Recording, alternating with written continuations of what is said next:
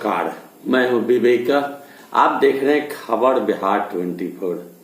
बिहार के 4 विधानसभा सीट पर उपचुनाव होना तय है। उम्मीदवारों की घोषणा कर दी गई है और उधर झारखंड में 81 सीट पर चुनाव की प्रक्रिया जारी है।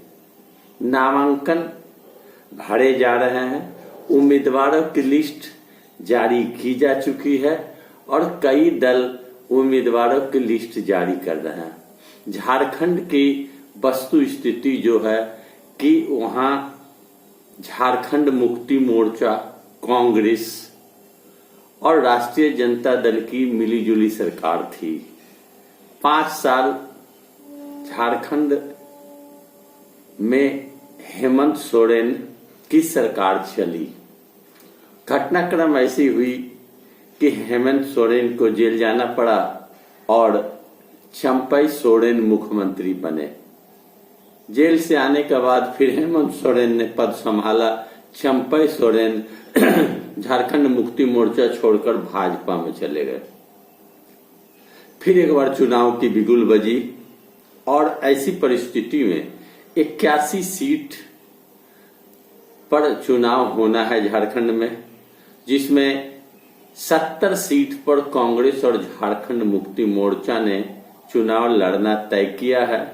6 सीट पर राष्ट्रीय जनता दल लड़ेगी, जहां बीते साल में झारखंड मुक्ति मोर्चा के अलावे राजद को द्वितीय स्थान प्राप्त हुआ था।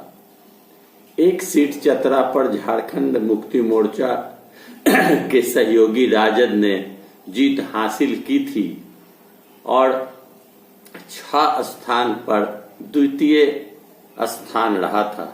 जिन द्वितीय स्थान पर दावेदारी राजद ने की, उन जगहों पर राजद को सीट दी गई। राष्ट्रीय जनता दल के 6 उम्मीदवार चुनाव लड़ेंगे और माले को भी सम्मानजनक सीट दी गई है। लेकिन जो लड़ाई झारखंड में है, मुख्य रूप से महागठबंधन बनाम भारतीय जनता पार्टी।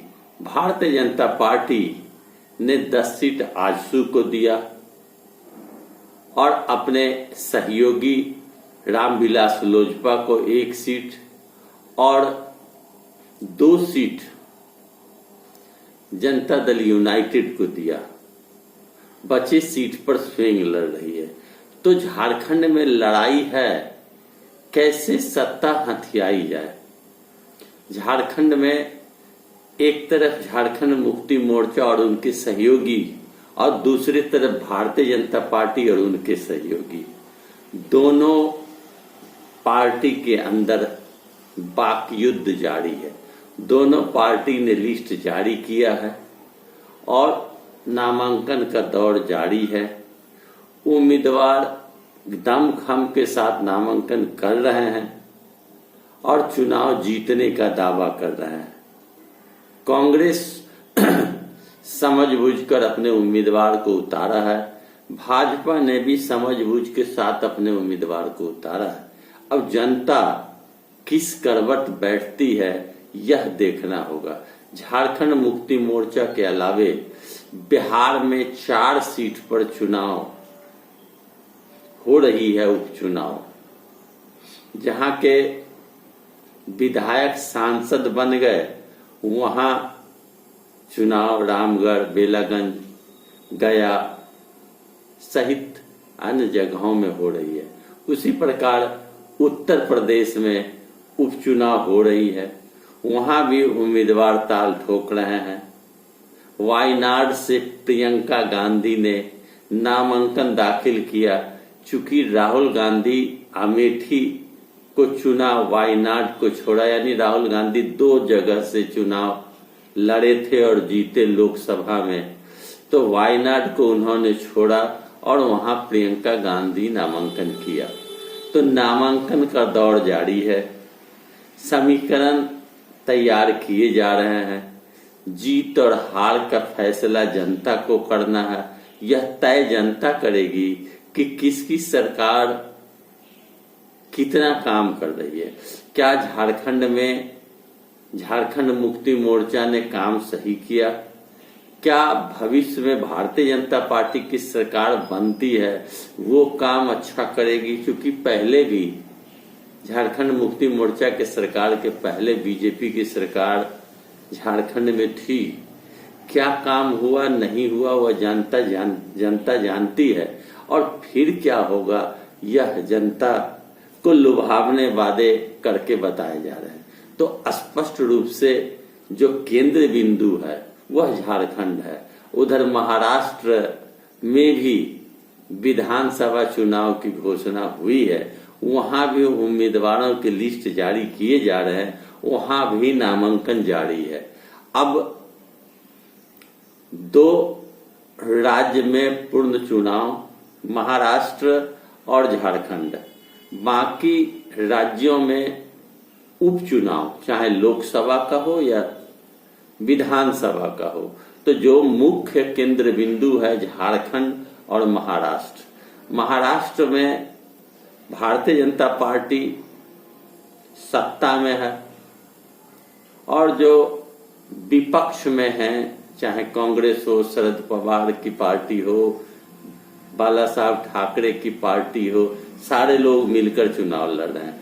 इस बार महाराष्ट्र में भी चुनाव रोचक होने की संभावना है। वक्त रहते पता चल पाएगा कि क्या होता है। फिर वीडियो में आपको देने का प्रयास करूंगा ताकि जो समीकरण सामने निकल कर आएंगे वह मैं आपको बताऊंगा, अवगत कराऊंगा। अभी निगाह यह दी जा रही है कि कौन कहां से उम्मीदवार हो रहे हैं।